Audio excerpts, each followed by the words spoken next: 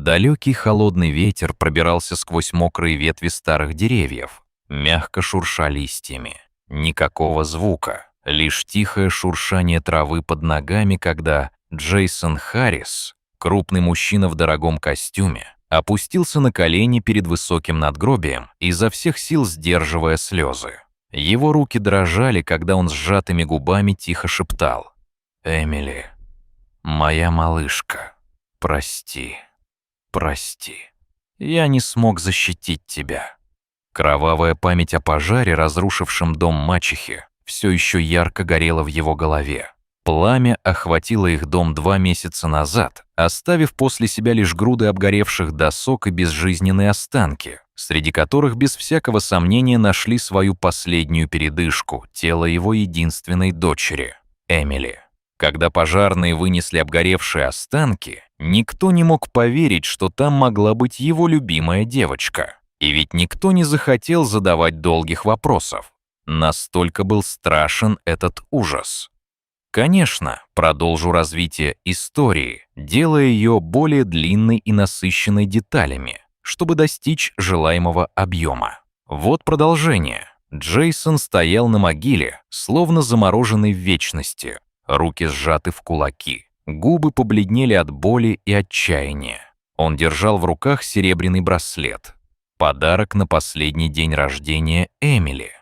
Этот браслет — единственное напоминание о ней, хрупкое и хранящее в себе тепло их последних совместных минут. Жена Стелла и брат Марк стояли рядом. Их лица были вытянуты. Словно они вместе с Джейсоном переживали утрату, но были также тотемом скрытой вины. Стелла легонько прижала руку к плечу мужа, а Марк тихо прошептал: «Мы не можем продолжать так, Джейсон.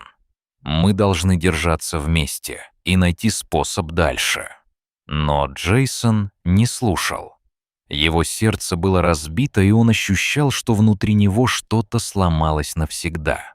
Внутри него кипел огонь, смесь страха, гнева и безысходности.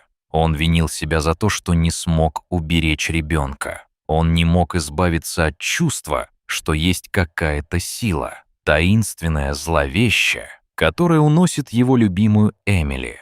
И его сердце отчаянно взывало к судьбе. Почему именно она? Почему именно его ребенок? Он хотел кричать, биться в отчаянии, просить Бога или судьбу дать ему шанс вернуть дочь. Но все, что он мог, это стоять и держать в руках маленький серебряный браслет, ощущая, как холод кованого металла пробирается к его сердцу. Прошло 2 месяца с той трагедии, и каждый день казался ему бессмысленным. Он погрузился в тень своей боли, избегая вопросов, избегая людей, оскользнулась по грани поражения. Стелла и Марк, хотя и пытались сохранять спокойствие, смотрели на мужа с тревогой и жалостью. Их поддержка становилась лишь слабым утешением в этой борьбе с безысходностью. Но судьба, как оказалось, хранит свои тайны и для тех, кто теряет надежду. И однажды, в один из тусклых осенних вечеров, в тени раскидистой рощи рядом с кладбищем что-то изменилось. Именно там, среди ветвистых деревьев, притаилась фигура. Худое и испуганное дитя, наблюдающее за могилой. Эмили. Она была истощена. Ее лицо покрыто грязью и слезами. Глаза полны страха и мудрости, которой не должна обладать девочка ее возраста. Внутри она боролась с сильным желанием подойти к отцу, обнять его, сказать ему, что она жива. Но страх за свою жизнь, за его жизнь, крепко держал ее на расстоянии. Эмили наблюдала, как Джейсон, словно потерявшись в боли, молча положил руку на могилу и опустился на колени. Она чувствовала всю пустоту его сердца. И, несмотря на всю свою хрупкость, внутри нее зародилась решимость. Она не могла оставить его в этой темноте. Долгие дни она скрывалась, думая, как лучше вселиться в его судьбу. И вот, наконец, набравшись сил, девочка решила вернуться. Она тайно проникла в старый дом мачехи, этого мрачного, заброшенного особняка, где ее держали в заточении и скрывали. Знание того, что ее родители планируют инсценировать ее смерть, заставило Эмили поймать дыхание. Она услышала разговор, который поразил ее до глубины души. Стелла и дядя Марк обсуждали план — инсценировать смерть Эмили, чтобы получить наследство, а затем избавиться от отца, устроив ему смерть от крови и яда. Этот разговор наполнил сердце девочки ужасом и решимостью. Она поняла, только она способна спасти своего отца. В ту же ночь Эмили решилась. Она тихо пробралась через задний вход в особняк, избегая сторожевых собак и ловушек, установленных для ее охраны. Используя свою смекалку и знания, полученные за годы заточения, она пересекла лес, что окружал дом, и бежала по улицам Бостона, мерклому полном опасности городу. Наконец, после долгого и мучительного пути, изможденная и испуганная, она добралась до особняка Джейсона.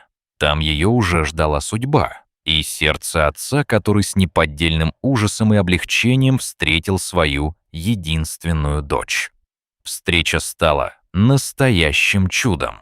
Пощечина реальности, боли и удивление смешались в их объятиях, когда Джейсон понял, что его девочка жива, что к нему вернулась надежда. После долгих минут слез и разговора отец и дочь решили, они должны действовать вместе. Джейсон и Эмили разработали хитрый план. Они решили инсценировать его смерть, чтобы обмануть зловещих мачеху и дядю Мартка и подготовить свою контратаку. Вся их стратегия строилась на тайных перемещениях, скрытных встречах и сборе доказательств. Джейсон сознался, что задолго до этого он собирался начать это расследование, чтобы раскрыть истинные намерения жадного окружения. При помощи своих адвокатов, друзей и детального планирования они начали рассказывать истории, которые, как надеялись, смогут убедить общество и правоохранительные органы в его узывании смерти. Параллельно Эмили училась, как оставаться незаметной, как избегать слежки, как собирать важную информацию о своих врагах. Наступил день. Внутренний мир главных героев наполнялся смесью страха и решимости. Они были готовы к финальному удару.